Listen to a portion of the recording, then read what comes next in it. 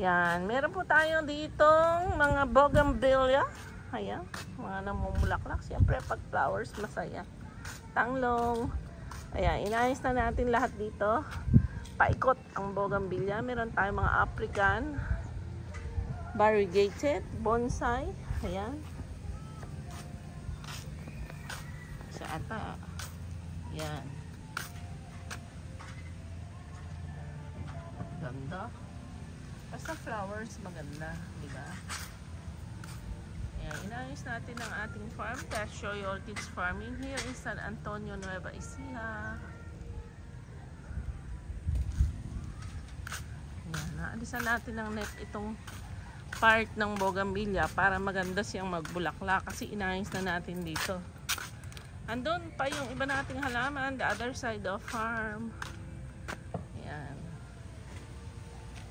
Like nyo ng bogi. Ayun na ang mag-graft. Ayan, marami dito. Kinat na natin.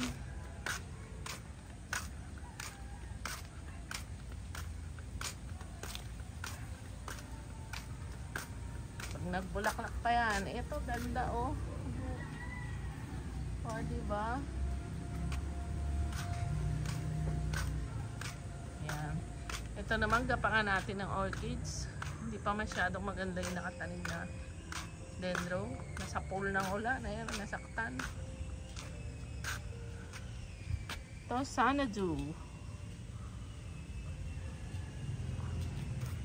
Ayan eh. Malapit na natin i-grap yan. Ayan. Dami natin bogies.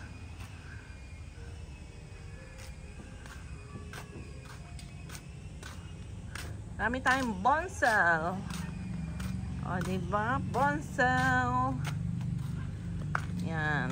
Every corner ngayon ng ating halamanan, maganda na. Nilinis na natin yan. O, diba? Perfect na sa mga magpipicture-picture dito. Hello, cutie pie. Hello, hello. Bonsal. Sansevieria po ito. Ayan. Ayan ang ating farm. Chala, come here.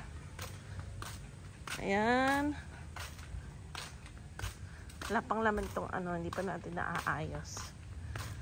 Meron din tayo ditong mga hoya. Hoya, hoya.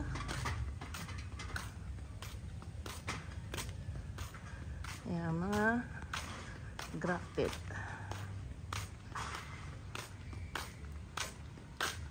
Umiikot na tayo dito eh. Teshoy Orchids Farming here in San Antonio, Nueva Ecija. Yan. Meron tayong mga ito, ganda to. O, diba? Ito white. Oh, ganda ng puno. Okay, this is Teshoy Orchids Farming here in San Antonio, Nueva Ecija. Welcome po kayo dito sa ating farm. Visit lang po kayo. Marami tayong orchids, bogi, at saka pag-season na ng ating grapes picking.